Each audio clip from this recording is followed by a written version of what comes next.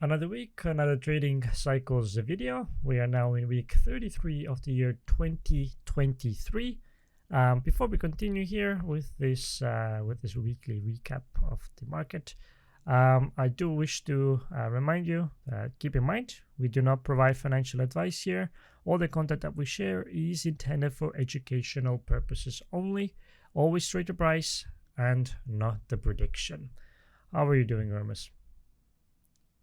I'm doing all right. Nothing serious going on, except markets are a bit red now, which we were prepared for, really. So something good, at least out of those cycles. But obviously, some of the companies have been doing really badly, and as always, there are winners and losers, and if you know what you're doing, you can make money on every market. There's always opportunities to take other traders' money. That's the name of the game. So, but yeah, the earnings season is basically, well, we can call it over almost, yeah. And when I looked at the overall numbers, then almost 80%, I think, of the companies who have reported by now have beaten analysts' expectations. So that's really good result so far. Either the expectations were lowered too much, or they're doing really fine.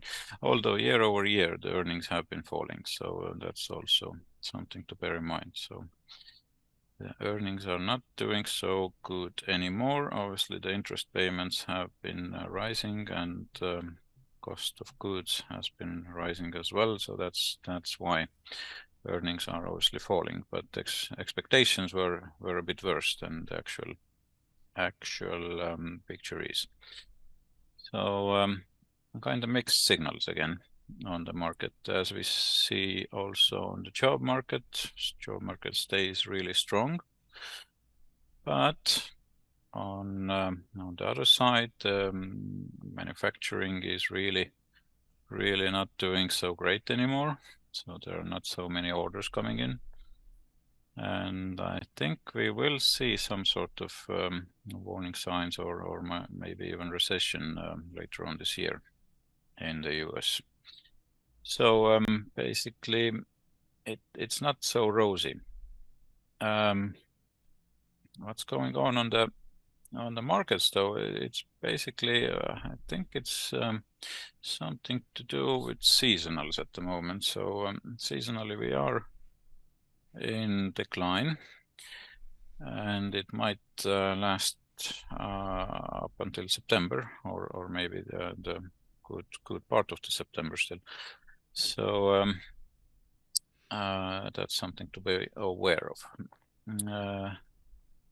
Now, where do we stand here? So basically, I did make some adjustments here to the forecast as well, and I believe that we might be in decline up until 22nd of August. So that's exactly in a week's time, and then we might see some change in trend there.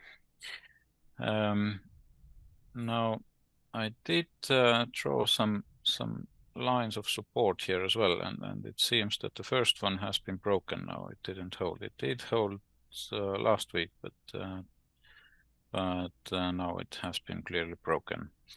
So the next one coming up is on the level of 43.79, and then the next one is 43.32. So these are the levels to bear in mind as well. So these are quite important support levels here. If it does go below, then obviously the next one coming up is quite far away. So somewhere in 41.50, somewhere there, yeah. So we have to keep keep an eye on this. If it does fall further, then there's long way to go still.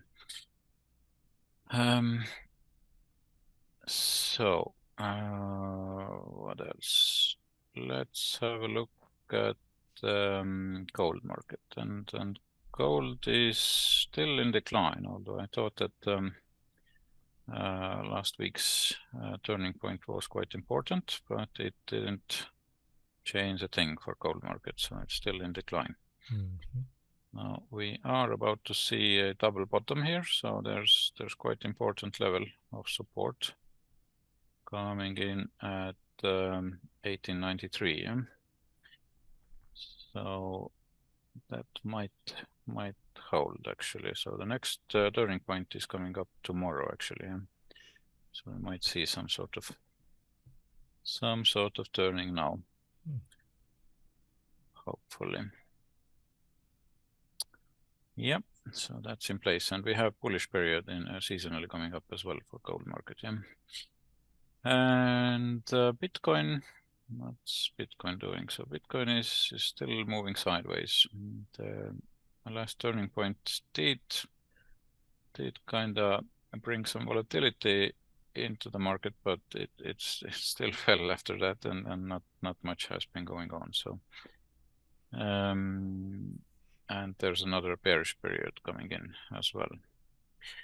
So nothing rosy here.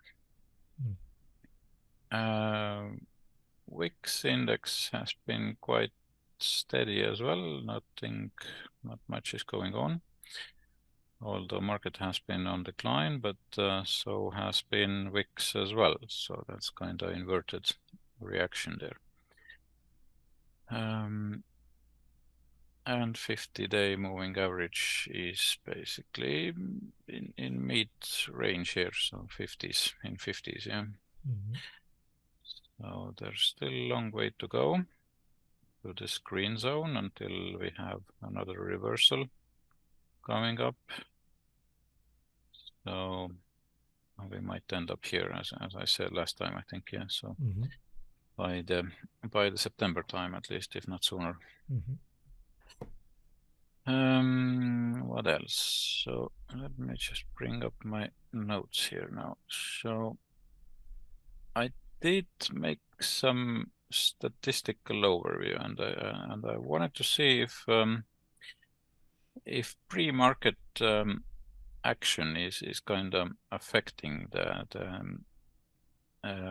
day's price movement, and there's obviously very little statistics at the moment, but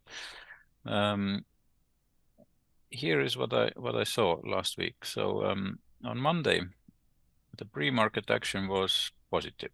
So there were 668 companies with positive results on pre-market and 341 negative. So overall it was positive, and market did open lower and then ended up higher. Now Tuesday was quite negative pre-market. So as we can see, the numbers were not very even, yeah. And obviously the market did open quite a bit lower from the last day's close. The volatility was quite high, but it still ended up closing higher than it opened, yeah. So it did recover a bit by the end of the day. Now Wednesday was quite equal, but still on the positive side. So 595 versus 422, yeah. So it was positive. It opened up slightly higher than the last close, but by the end of the day, it did still fall.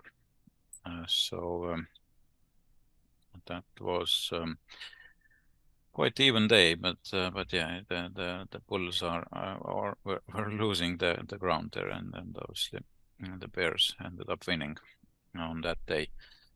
Now Thursday was really positive, as we see from here. So 822 versus 248, sorry, 84. It did open up quite a bit higher. There was quite big opening gap here. The range was quite heavy as well, so quite a lot of action there. This last week's biggest day in range, but it still ended up lower by the end of the day. So there are some mixed signals, yeah.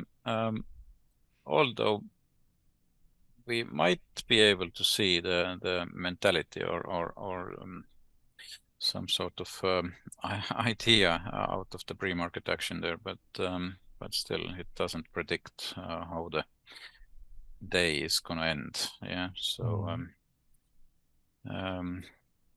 that's something to bear in mind. But yes, it's sometimes good to keep an eye on pre-market action there and see where we might end up, because I've been doing it for a while, and sometimes it does help quite a bit. At least you can see if the day is going to be volatile. So if you see quite a bit of action there going on pre-market, then you might expect some good rallies going on as well, as we saw from Thursday's action, for example.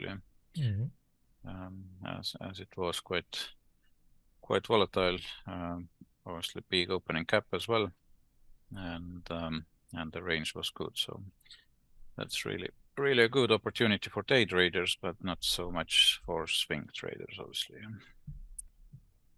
I think the thing that worked better for us was actually the seasonal prediction here for SPY. So spiders were the prediction was quite accurate, but what really went on here. So that's the actual, that's 1 hourly chart for the last week, and that was our prediction. Yeah, so that's quite similar.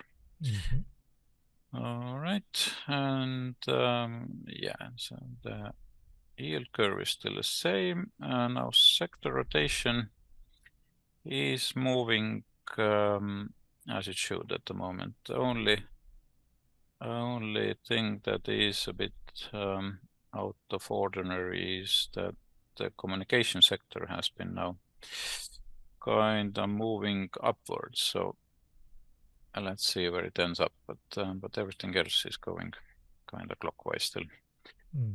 Fear and greed index has been falling a bit. So last week I think it was 66, now it's on 58, but it's still greedy there.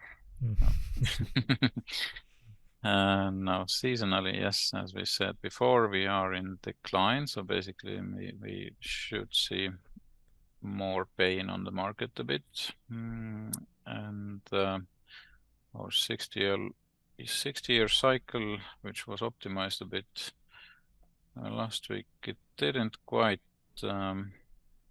reflect so well what was going on in the market. Let's see how this week is gonna end up. Now WIX hasn't had any action as we saw there just yet, so maybe this prediction is wrong, or maybe we will see it a bit later on, if not sooner than in September, possibly.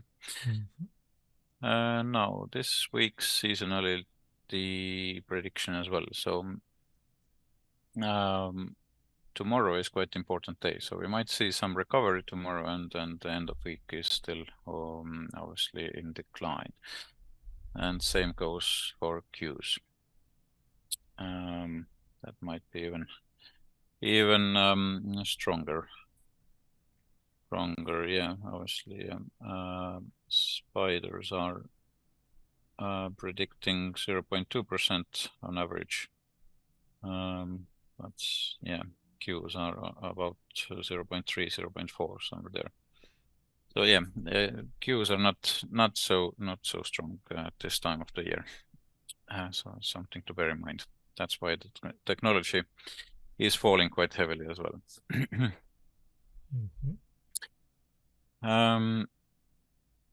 Now, a couple of companies that have been falling quite a bit. One of them was Upstart, I believe. Yeah, that was one of the darlings that people did like quite a bit. And what we saw now last week was very heavy sell-off here. So it went up like a rocket, but then it crashed, and obviously that crash was quite ugly. So it did lose more than 50% of its value in a week. So, and as we see from here, there was quite a bit of divergence going on as well, and it was oversold. Overbought, yeah, sorry. So that was kinda visible in advance as well. The other one is Palantir, that has been on radars lately quite a bit because of that big raise in the value, and the same goes for that company as well. There was divergence going on, and obviously price has been now on decline.